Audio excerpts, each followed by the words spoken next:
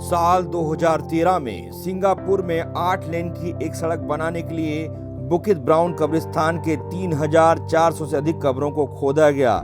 इसके बाद साल 2017 में एक सैन्य हवाई अड्डे के विस्तार के लिए सिंगापुर के चुआ चू कांग कब्रिस्तान के करीब 45,500 कब्रें खोदकर उसे दफन किए गए शवों के अवशेषों को बाहर निकाला गया।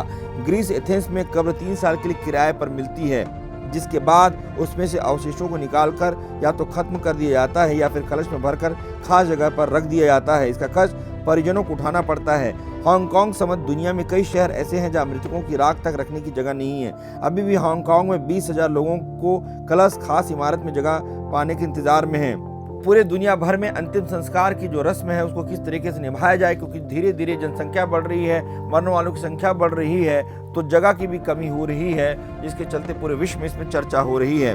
सिंगापुर के अलावा लंदन, न्यूयॉर्क, यरूशलेम, इस्तांबुल, सिडनी, वैंकूवर जैसे शहरों में बढ़ती आबादी के कारण अंतिम संस्कार के लिए जमीन कम पड़ रही है। दफनाने के लिए जमीन की कमी मानव जाति के सामने परंपरा, धार्मिक मान्यता और शव संस्कार से जुड़े अहम प्रश्न खड़े करते हैं। दुनिया जहान में आज हम इसी विषय पर पड़ताल कर रहे हैं कि भविष्य में शवों का हम क्या कर सकते हैं। क्या शव संस्कार से जुड़ी धार्मिक मान्यताओं और परंपराओं को हम छोड़ सकेंगे? दरअसल इंसान की नस्ल को दूसरी प्रजातियों से जो बात अलग करती है वो है मौत के बाद मरने वालों का ख्याल रखना। लेकिन क्या हमें पता है कि इतिहास में सबसे पहले इंसान ने कब पारंपरिक शव संस्कार करना शुरू किया? पारंपरिक तौर पर शवों को कब दफनाया गया इसके बारे में हमें पता नहीं, लेकिन सदियों से इंसान दावा करता रहा है कि उसके पूर्वजों ऐसा करते रहे हैं। उनके परिजनों को मौत के बाद इंसान उनके शवों को अलग अलग तरह से खत्म करता है। मिस्र में शव के साथ खाना, पानी, शराब जैसी जरूरी चीजें दफन की जाती थी। वहीं लोगों की मान्यता थी कि मरने के बाद सफर के लिए इन चीजों की जरूरत पड़ेगी। हिंदू शवों को आग के हलवे कर देते हैं। सोलोमन आइसलैंड में कुछ लोग शवों को समुद्री चट्टानों पर छोड़ देते हैं ताकि शार्क खा सके। साउथ पैसिफिक के कुछ हिस्सों में शव को लाल कपड़े में लपेटकर समुद्र में छोड़ दिया जाता है। इसे वाटर बैरियल कहा जाता है। जोरास्ट्रियन शव को अपनी आबादी से दूर ऐसी किसी ऊंची जगह पर रख देते हैं जहां चिड़िया आसानी से उसे खा सके।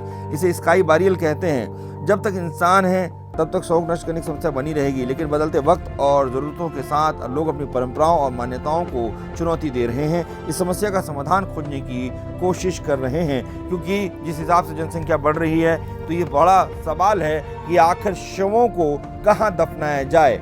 इसीलिए एथेंस की हमने आपको चर्चा में बताया कि एथेंस में करीब 3 साल के लिए किराए पर मिलती है कब्र।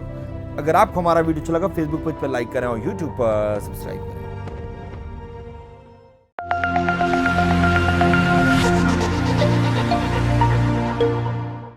खबर भी सरोकार भी, हर कदम हर डगर हर मोर्चे पर तैयार भी। पक्ष हो या विपक्ष, बात वही जो है सच, सही और दमदार भी। गांव, कस्बा, शहर, नगर, रुक न पाए कोई खबर। असर भी असरदार भी, खबर भी सरोकार भी। लल्लूराम.com, सच कहेंगे लल्लूराम।